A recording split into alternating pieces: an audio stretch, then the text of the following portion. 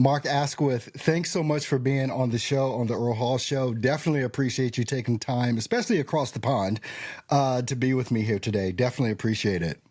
It's a pleasure. Thanks for having me, Earl. It's nice to chat. It's good to do this. It's what I enjoy doing. It's part of the fun of working in podcasting, my friend. It definitely is. But I have to settle something within myself here. I've been spending an exorbitant amount of time consuming your content for about the past week. So the big question for me, Mark, is The Office UK or The Office?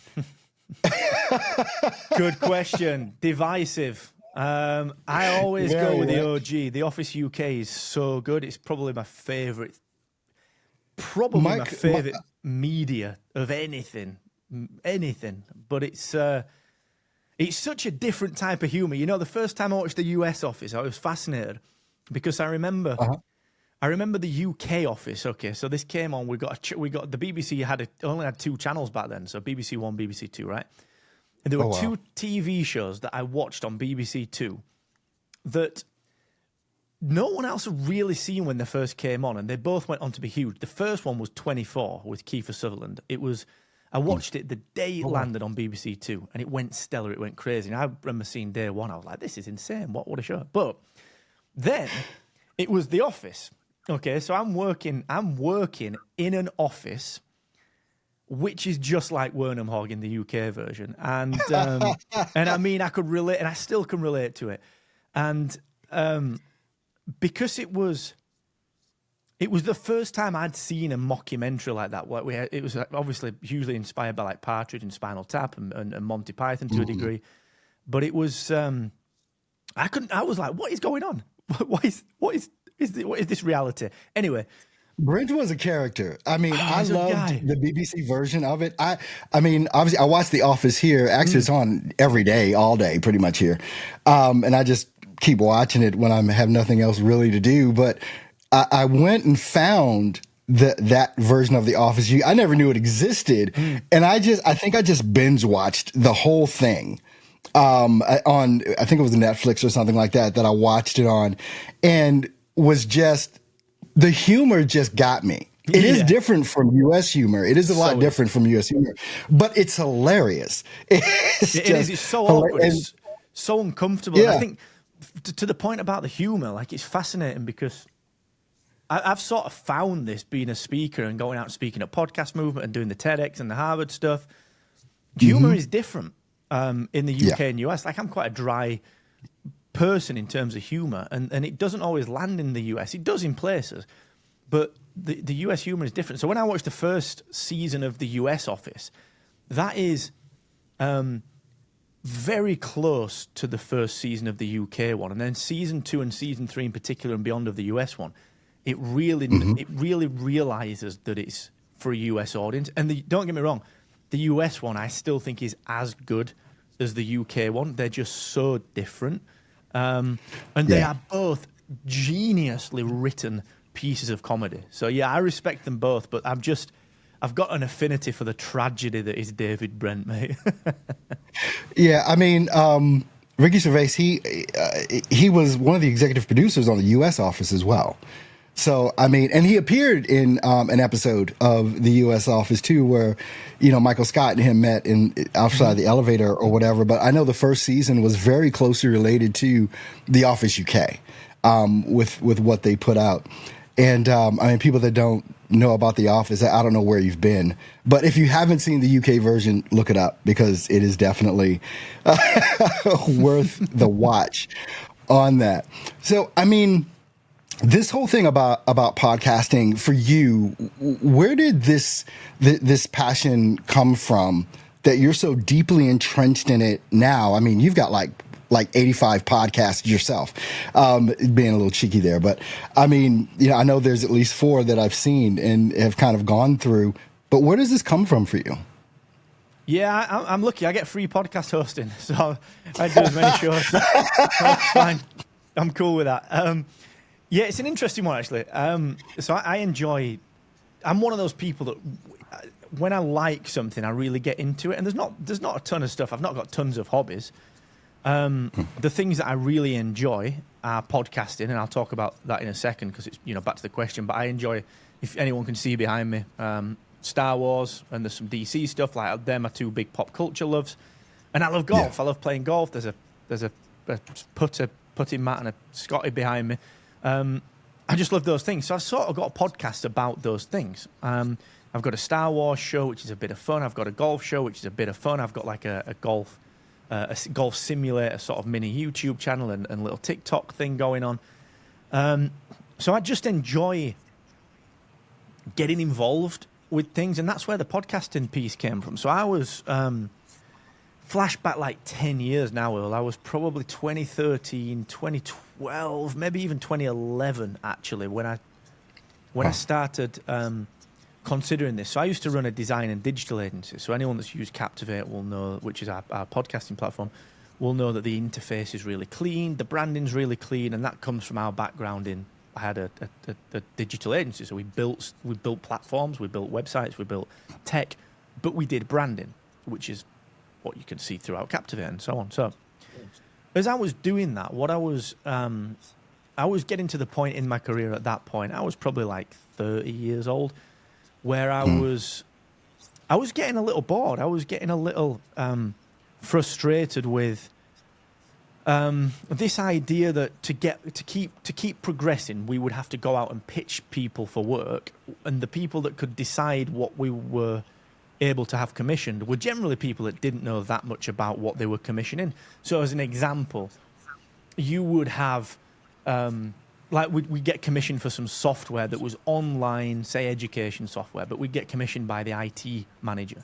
Now, we'd get commissioned because it was the software ran on a computer, so they automatically thought the IT manager, who was more interested in the servers and the networks, could sign that off. And they didn't have a clue. So I was getting very disillusioned with agency life and having to continually pitch for new work. That was sort of happening over here. On the other side of things, I'm really into DC Comics, a little bit less now. I don't get much time to read now, but like I've consumed everything DC. I've read everything from probably Crisis in 84, 85 up to the Rebirth in about 2014. In 2011, they relaunched their entire line. Started at number one with everything. It's called the New 52. At that time, I was looking for a creative outlet because I was disillusioned with the agency and I needed a creative outlet. I was listening to Kevin Smith as a podcast. A big fan of Kevin Smith. Got to meet him a few years later and sort of thank him for his inspiration, which was great, over at Podcast Movement. And I sort of started thinking to myself, I want to write something about DC, so I started a blog. A friend of mine, Gary, who now works with us at Captivate, he's the UI designer, head of design. He said, dude, we should start a podcast. This is 2011, 2012. And I said, that's ridiculous. Why would anyone do that? It's not 2005, podcasts are dead. The Lost has finished. It's not on TV anymore. What we're going to talk about, because that's all anyone seemed to talk about. Like, I don't live in my mum's basement and I like to wear pants, so I can't possibly be a podcaster. Like, we both do have on pants. I can attest I have on pants. So. Allegedly. Allegedly, yeah. So we started this podcast anyway. Gaz, he made me get... So this is my first ever podcasting microphone, the little blue snowball from 2011, if anyone can see it on YouTube. Oh, my gosh. And I keep it there as a memento, as a reminder. And the sound was shocking. I didn't know how to use the mic, even though I'd been in bands. I was sat out here from the mic, and it was shocking. But I got obsessed with it, and I started thinking to myself, well, wait a second. A lot of people ask me about agency life, ask me about business. I want to raise my own personal brand profile before, like, personal branding was really a thing. I'm going to start this business podcast. This interview podcast, which I didn't realize everyone was doing it, and it's still a great format, but I didn't realize. So I did. Started the show, Excellence Expected, got into it, interviewed a heck of a lot of people, did hundreds of episodes, and realized that it was a total pain in the neck to figure out the technology. In particular, how do I get all this podcasty goodness onto my website? So I was using another hosting company, one of the incumbents, and it was a pain in the neck. So I built... Kieran and I, my co-founder, we built a business called Podcast Websites, which was an agency. It was a productized agency, so we would help people with their WordPress site, but we also did podcast hosting on the back end. We changed the interface of WordPress to be nice and simple, and we productized, so we made a recurring revenue business out of what was essentially like an agency-style service. That was 2013, 2014, so we're 10 years into that now. I've still got that business. A few years later, I got really into podcasting. I spoke at all the events, like, from day one, I was at Podcast Movement, I was at Podfest speaking. I was like, that's why I'm called the British Podcast Guy on my website and on Twitter, because I was the only English person, the only British person at these events, and got to know Jared and Dan, who run Podcast Movement very well, Chris Kramitsos from Podfest, got to know everyone really well because I was there so early. And then people started saying, will you do just hosting? We don't need a website. Will you do just hosting because we like your service and your interface? So we built Captivate, and that's where we ended up. So it's been quite a journey, man. It's been 10 years of it. Speaking, traveling. Used to do that much traveling to the US to speak at podcasting events that I used to get routinely stopped and searched at airports because they used to think I was up to no good because I was just there that often. It was weird, mate. But I love it. Yeah. The events, well, first of all, I mean, podcasting has changed. I mean, I remember, going back to like 2007, 2008, like YouTube had just came out, Facebook had just came out. And so there were all these things that, and podcasting was there, and even the word podcasting, that kind of dates us because it refers to the iPod, where you would listen to things, but it was very difficult to do things back then that things like Captivate has made just super simple now. And you think back to then and where we are now and just how easy and simple it is. It's like anyone can do a podcast, which is good or bad. It's like anyone can do a podcast and anyone can do a podcast, right? So all of that. And I'm looking at how I've used Captivate over about at least the past 6 months. And I'm consuming your content and I'm like, you freaking idiot. I'm talking to myself. It's like, how did you not know this was there? And you're in Captivate at least 3-4 times a week, right? Amy, right? The whole thing with Amy, I was up till midnight last night, just going in and doing things with Amy. How did this AI piece come about, and like what's its main function for the podcaster? Why should they be using Captivate because of Amy? Yeah, so Amy is the dynamic content engine. So what dynamic content means is that you and I are recording this now, and this is what we'd call essentially baked-in content. So it's recorded, put into an episode, and the episode is delivered, it's published, and you distribute it via Captivate. Dynamic content is where we'll have this episode, and let's say it's a finite time. So let's say it's 10 minutes long, minute 0 and minute 10. What we can do with something like Amy is we can dynamically insert content at minute 5, and we could put 2 minutes worth of content in, and that can be sewn in, it can be stitched in at the point of delivery or at the point of compilation and distribution. There are generally 2 types of dynamic content. There's the dynamic advertisement that comes from what we call a DSP. So that's essentially a demand-side partner. So where we've got someone like a DAX, which is an advertising house, where you'll say, right, I'm going to monetize Earl Hall's show, and we're going to put dynamic ads in. And Earl said, put an advert at minute 5, and the dynamic content jumps in, and someone sends the content, injects it into the content, and that's it. What Amy does is it will do that. Of course, it will do that. But what it also does, the other type of content, is where you and I can build out extra things that are a bit more, a little bit more flexible. Okay, so let me give you an example of this one. I've got a new show coming out very soon. So I did a podcast called The Podcast Accelerator for years. That's going to be coming to an end just because I want to do something a bit fresher and a bit different. So I've got a new show in podcasting that's a really cool format. It's a heck of a lot of fun. And there's a segment inside that, okay, that is going to be entirely dynamic. So what will happen is you will send me your trailer, a trailer for the Earl Hall podcast, and what I will do is I'll record my episode. As I record my episode, I'll put it on Captivate, and that episode, again, might be 10 minutes. But I'm going to tell Amy, which is our audio monetization and integration engine, within Captivate, I'm going to say, look, at minute 5, I want you to insert a jingle, and then after the jingle, the trailer for Earl's podcast. And that will be dynamic. And it will go, and I'll basically, for every episode, I'll say, yeah, at 5 minutes, always insert that until I tell you not to. So every episode will get that dynamically into, and I don't have to record that every time. I don't have to edit it. Right. And it gives you the flexibility to, for example, in a month's time, I might run your trailer for a month, and I might say run books, if books could kill, or books that kill, the show that I really enjoy. And I might run the trailer for that one, and all I'd do is I'd just say, look, swap out the trailer. Swap out Earl's trailer for If Books Could Kill. So it's a really powerful thing. It's really, really good. It's great for like direct sponsorships. It's great for cross-promotion work. It's great for even things like snippets of your own podcast. So I'm a big fan of like clipping out, say, 2 minutes or 90 seconds or 60 seconds of your most recent episode and inserting that into the middle of an old episode and saying, hey, if you're listening to this one, go get the most recent one because this is what we talk about. So it's a really powerful bit of kit that I don't think every podcaster really uses dynamic content to its full potential, but it can really, really help you. I hope you're enjoying the show, and I wanted to just take 30 seconds and tell you about Podcast Pro.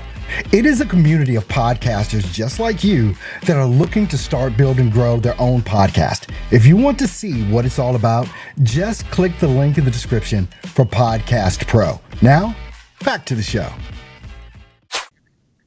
Well, I know it helped me, like, even in my show notes portion, like being able to plug in, like, all my affiliates, right? So I have the affiliate. So I don't have to go and type those in every time. It's like, nope, just put it here and that affiliate section shows up. Or even like what I'll do with this episode, take information I got from you and put that in there as well. And that's why I was up till midnight. Just to interrupt, sorry, I apologize. But yeah, I forgot that you use the guest booking feature on Captivate. I was going to get to that. Yeah. Sorry, apologies for jumping in, but yeah, you're right. You'll be building your show notes out automatically, and I've put my bio in for you, so you don't really have to do anything. Exactly. So yeah, we brought together a range of different tools because I'm really lazy when it comes to podcasting. Like I want to do the things that I like. I don't want to type show notes out.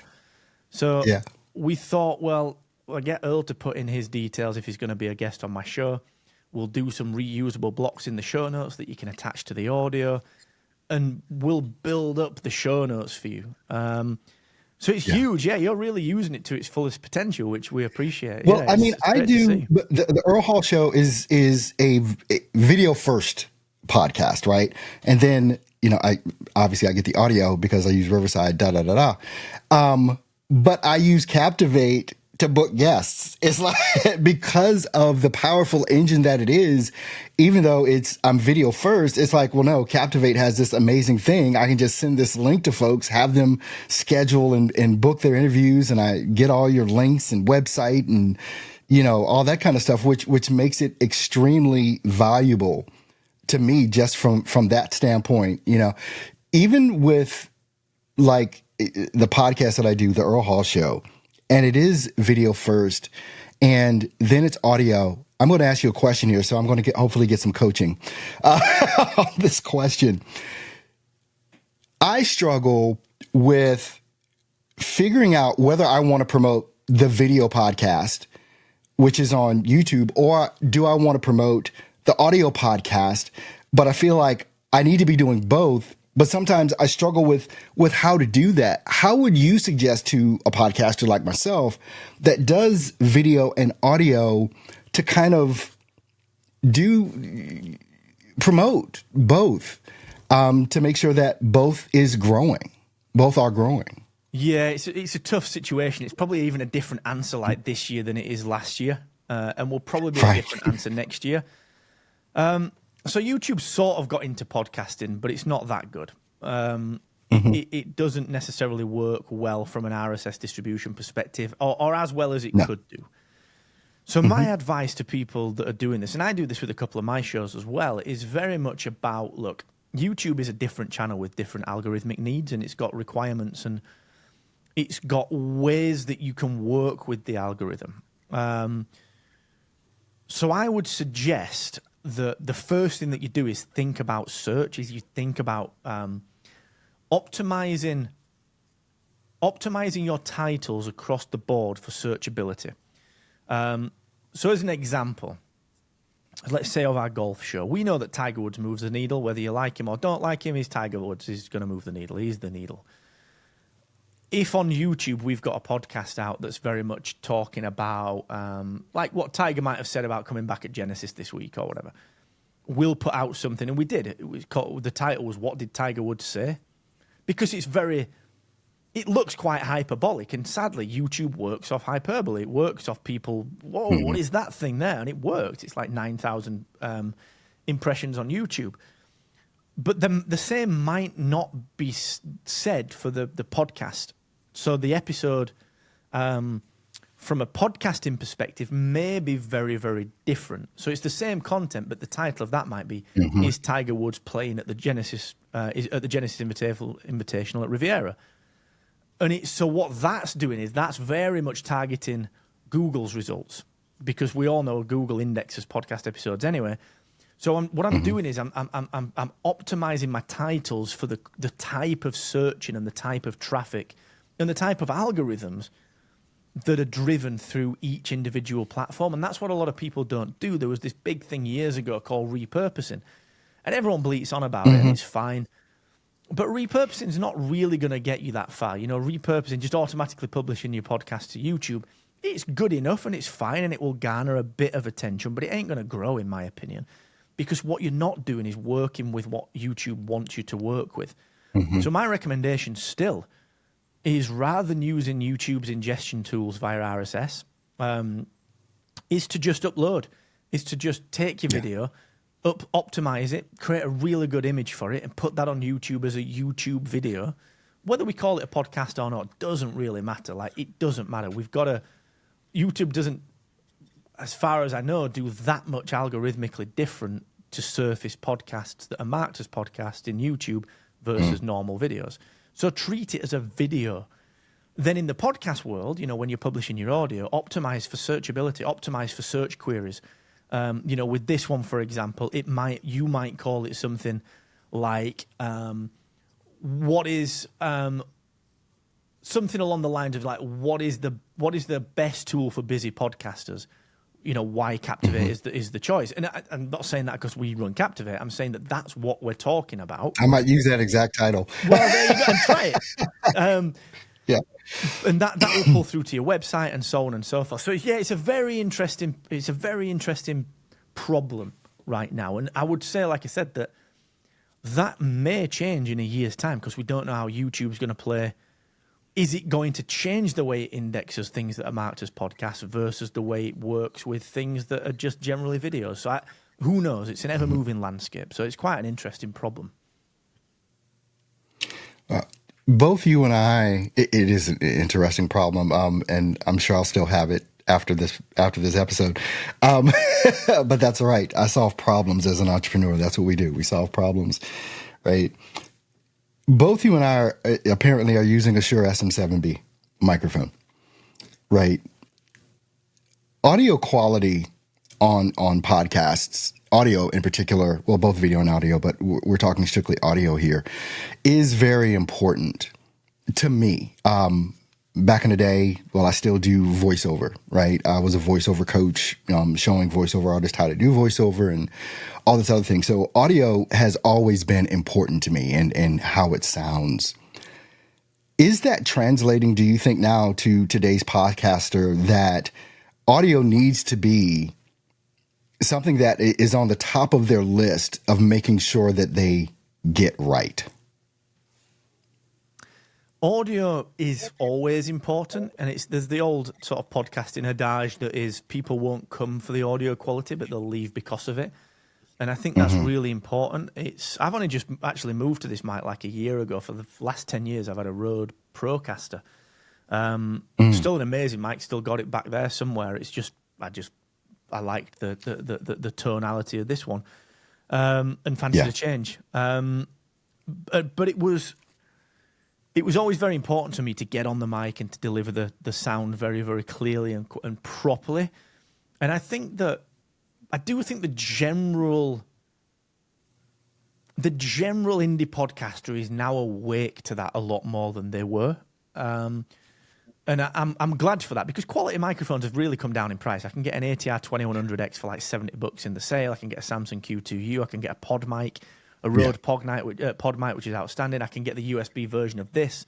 I think I've got the pod mic like right there up on my shelf. There it is. What a great mic. I've got one somewhere. I had one. I've got like from my old band days, I've got some SM58s, I've got some EVND 767As, all brilliant mics. And none of them are really better than the other. They're all brilliant. And I carry around, I've even got some lapel mics for if I'm on the road and I need it through my iPhone. Because it really does matter. If there's something that's illegible, if there's something that is constantly in the background of unless you're like a live event, you can say, look, here, I'm at a live event. There's going to be a bit of background noise. I've done my best, but there is going to be a little bit. People are all right with that.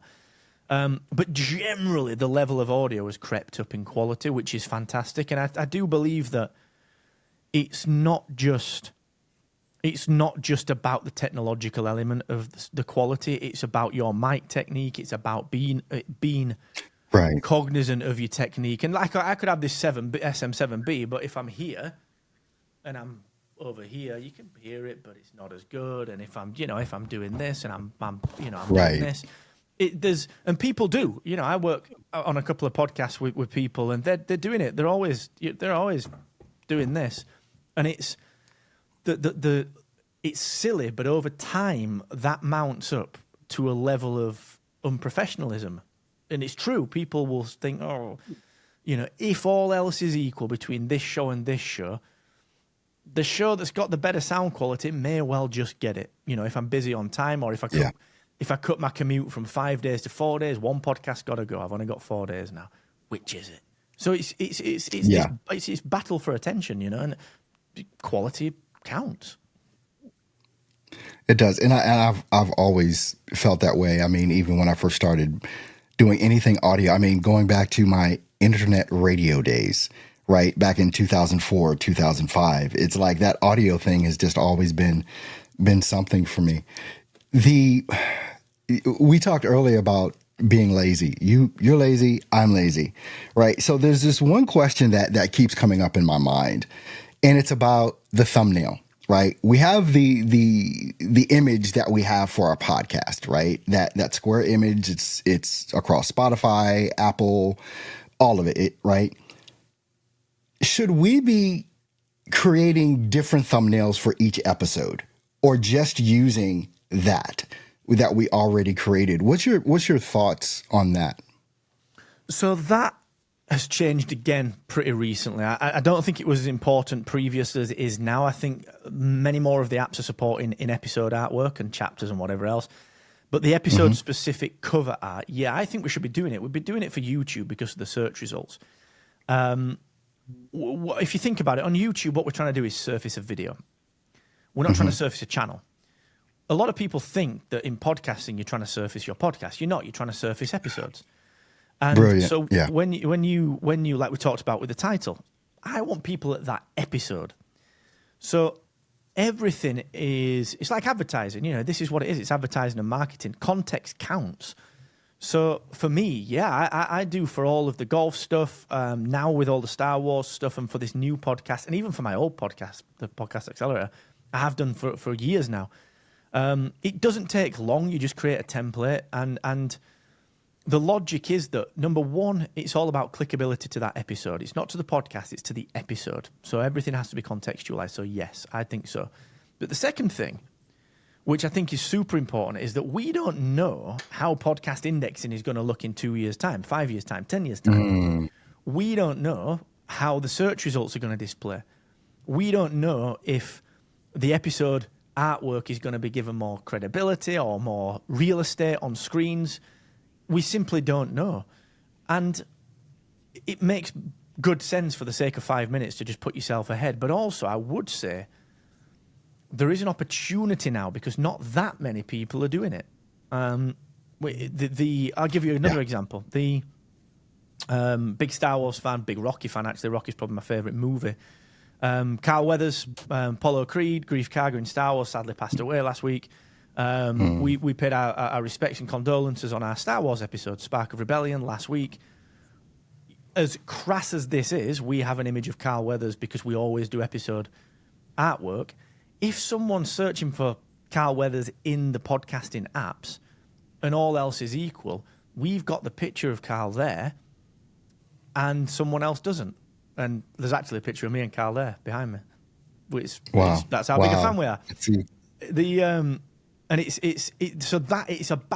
It's about the edge, just gaining the edge. So for 5 minutes, do it. I mean, I've got, for all of my shows apart from one, I've got a template in Canva. It's easy. Yeah. The other show that I've got it's a bit more complex. The cover art's a bit more complex. Like I need some clipping masks on it and stuff. So I've done that in Photoshop, but it's the same thing. It's still a template. Takes 5 minutes. So yeah, do it. Yeah.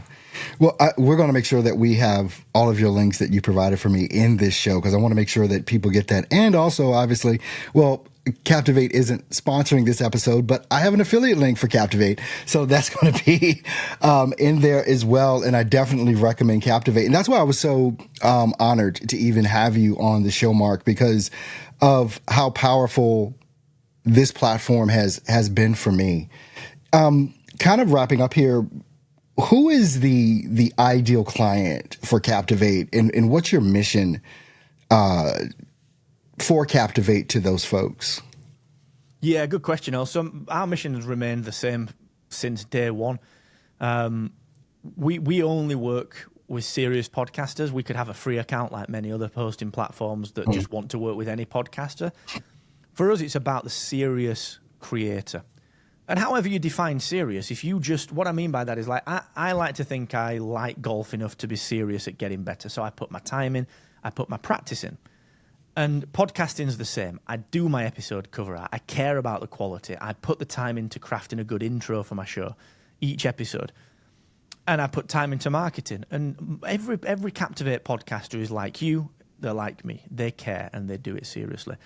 So we've just got one promise. We will help serious independent podcasters to either save time or to save money or to make money. Everything that we release, look at everything that we've talked about, it will do, I guarantee you, it will do one of those things. Nothing gets released unless it does one of those things. It will save you time, or it will make you money or save you money. That's it. Guest booking saves you money, saves you time. Yeah. Memberships and tips. Saves you time, makes you money. Everything. Dynamic show notes, the lot, Amy, everything. So that's the goal, is to empower and to bring serious indie creators the tools that were previously reserved for the quote-unquote big players and bring them to everyone in a really fair way. That's why there's no limits. We never say to you, you only get this feature if you're on the high plan. That's ridiculous. Because how will you ever grow if you somehow need to find the money to be on the big plan? It's stupid. So that's the mission, is to help serious indies. And that's why our tagline is growth-focused podcast hosting for the serious indie creator, because that's what we believe. So, yeah, we love it. We love it, man. Well, I mean, this has been great, Mark. I mean, some of the topics, I mean, we could go on and on just about how to market your podcast, how to monetize your podcast, which all of those tools, even the videos that you provide on the site that kind of show you or not videos, but the blog that is on the site, but the videos as well, that really kind of walk you through some of these things on how you can do it. I think that podcasting, even like we said before, it's good and bad because anyone can do it. But the person that is serious about their podcast and actually treats it like something that is a business to them, especially, I mean, I do a lot of consulting with coaches and course creators and speakers to try and get them to see the power of podcasting and why that can help build their brand. But Captivate is definitely a part of my consulting to my clients as well. It's like, no, you got to get on Captivate. You got to do these type of things, and you got to take it Seriously, you just can't be willy-nilly out here just throwing up audio files and thinking anybody really wants to listen to that. So, but Mark, I definitely appreciate you being on the Earl Hall Show with me today. This has been invaluable for me, and I know I'll probably spend at least 2 hours in Captivate today, just going through and doing some more things that are there, and definitely suggest that other folks get Captivate, download it, start using it. You know, whether you're just starting a podcast, especially if you've been podcasting for a while and you're not using Captivate, it's going to be the thing to use. And Mark, thanks so much for being here, man. I definitely appreciate you being with me today. Oh, it's my real pleasure, mate. Yeah, thank you for having me. It's nice to see you enjoying Captivate. So thank you. We generally couldn't do anything without you. Also, yeah, thank you, my friend. Great to be here. Hey, you could be a guest on the Earl Hall Show so that you can share your story and your experiences so that you can reach a wider audience. Just click the link in the description, Be on the Earl Hall Show, to learn more.